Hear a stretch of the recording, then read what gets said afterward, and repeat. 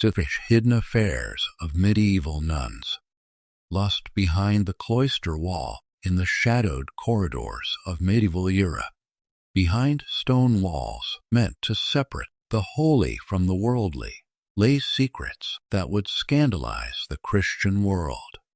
These were not just houses of prayer, they were prisons of desire, where human nature battled against divine commandments in the most forbidden ways. What you're about to discover will shatter everything you thought you knew about medieval religious life.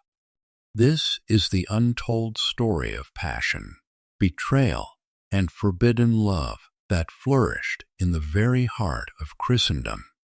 The year is 1348. In the prestigious convent of San Damiano in Italy, Sister Margherita kneels in prayer. But her thoughts are not on salvation. They're on the young priest who visits to hear confessions. What she doesn't know is that her private desires are about to become very public. Medieval convents were supposed to be sanctuaries of purity. In reality, they became pressure cookers of repressed sexuality, political intrigue, and human drama that would make modern soap operas seem tame.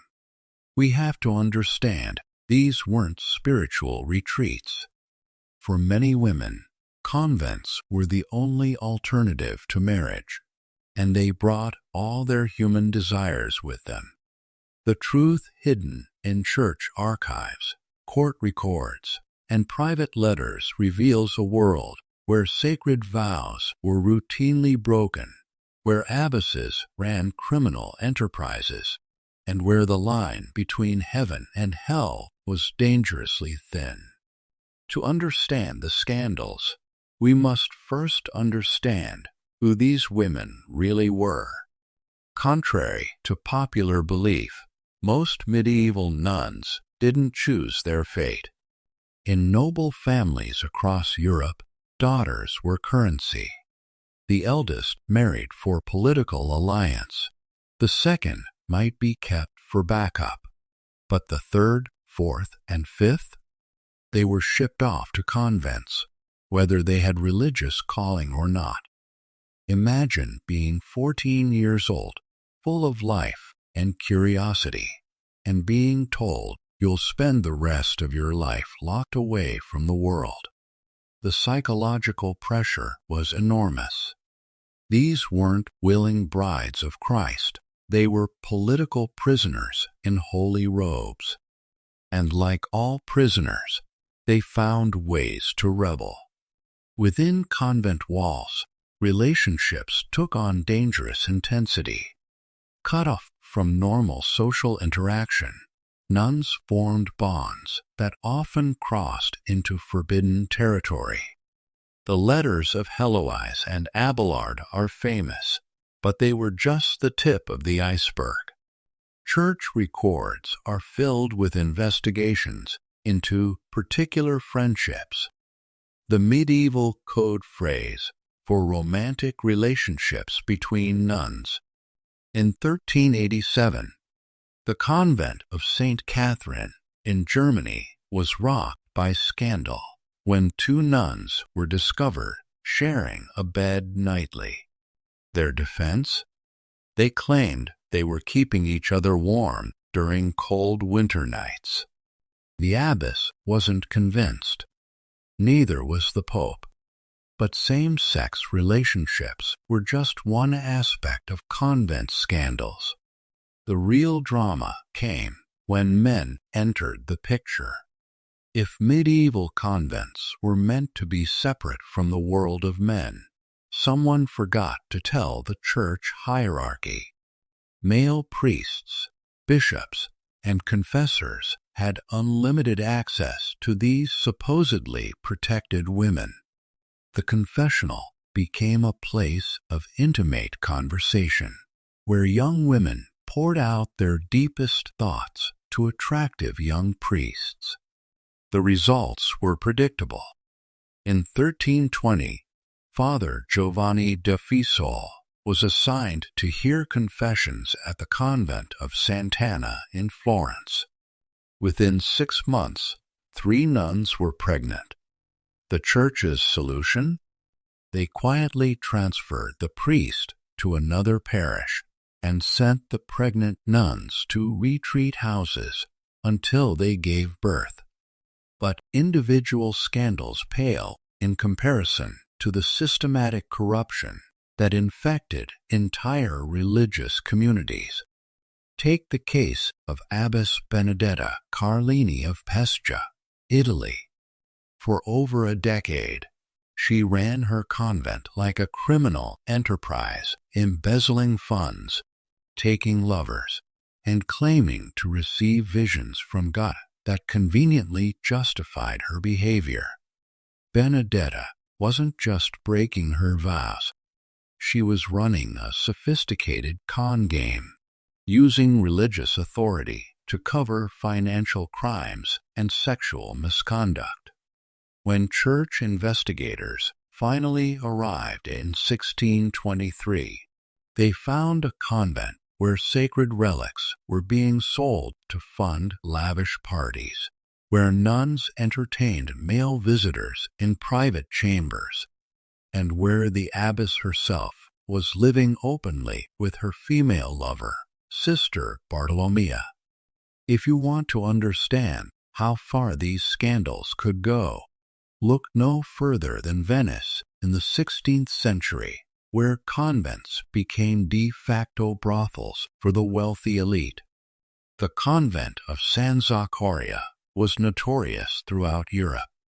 Venetian noblemen would donate large sums to gain access to the nuns for private entertainment. The abbess acted as a madam, arranging encounters and taking her cut of the profits. The French ambassador wrote to his king, "The nuns of Venice make the courtesans of Paris look like amateurs." But the most shocking case involved the convent of Sant'Angelo de Contorta, where nuns were discovered running a full-scale prostitution ring complete with price lists for different services.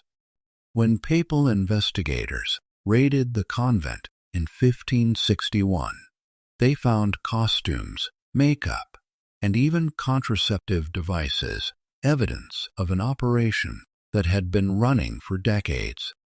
Perhaps most disturbing were the cases where religious ecstasy and sexual manipulation became indistinguishable.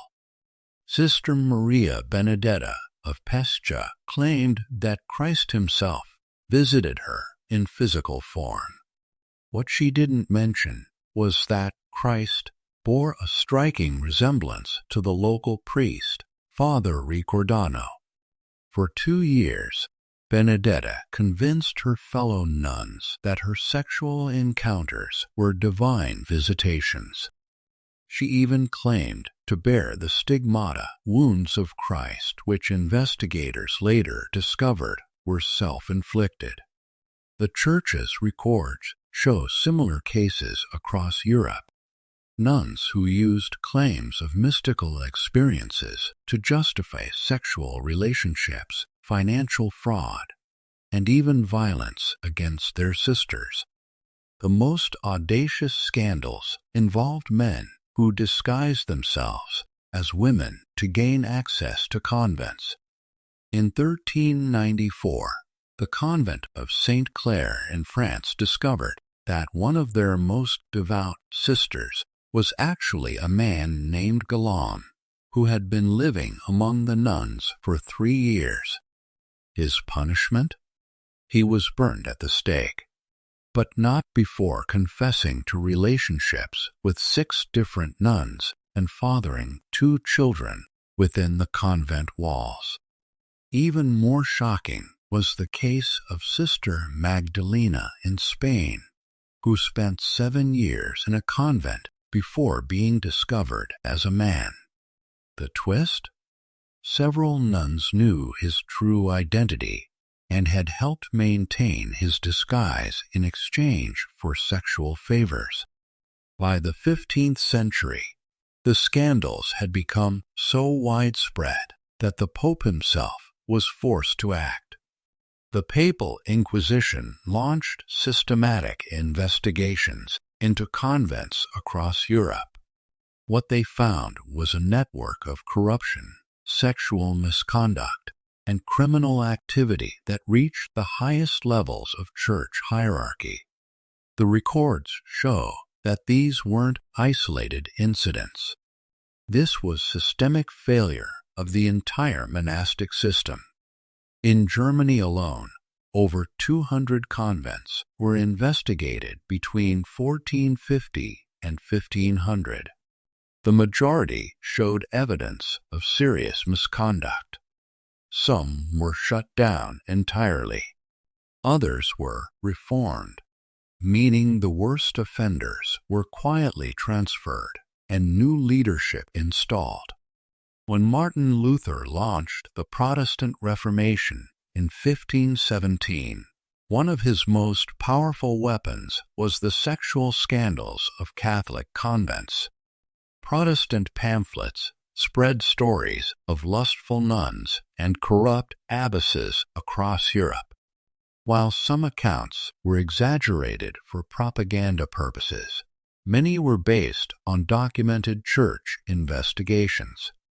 Luther himself married a former nun, Katharina von Bora, who had escaped from a convent in a fish barrel. Her testimony about convent life became ammunition against the Catholic Church. But even Protestant regions weren't immune. When English investigators examined convents during Henry VIII's dissolution of the monasteries, they found similar patterns of misconduct.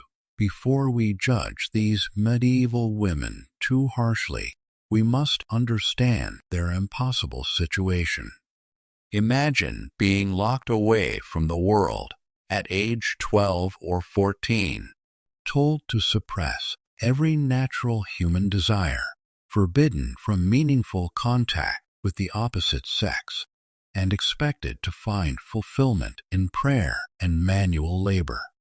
From a modern psychological perspective, what we see in medieval convents is entirely predictable.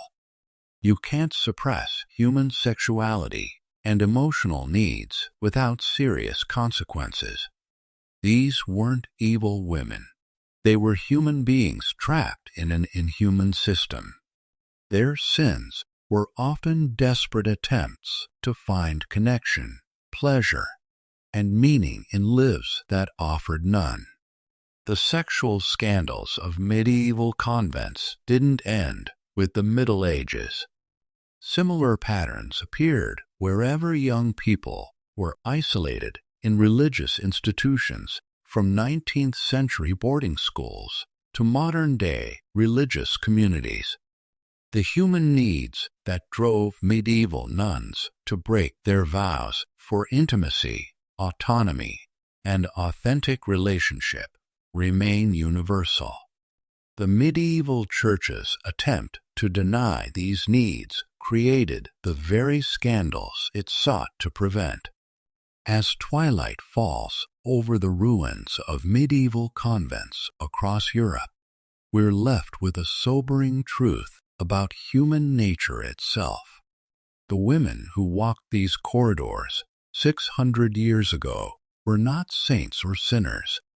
They were human beings caught between their deepest needs and society's impossible expectations. Their hidden affairs, secret pregnancies, and forbidden loves weren't acts of rebellion against God. They were affirmations of life itself in places designed to deny it. The real scandal isn't that medieval nuns broke their vows. The real scandal is a system that demanded they make such vows in the first place. In the end, the cloister walls, meant to protect virtue, became prisons that corrupted it. The attempt to create heaven on earth produced something much closer to hell, and the women who paid the price were not the architects of this system. They were its victims. Behind every forbidden affair was a human heart yearning to beat freely. Behind every scandal was a soul refusing to be caged. The hidden affairs of medieval nuns remind us that human nature will always find a way to assert itself, no matter how high the walls or how severe the punishment. The convents are mostly ruins now, their scandals long buried with their inhabitants. But the human story they tell of desire conquering duty, of love triumphing over law, remains as relevant today as it was 600 years ago.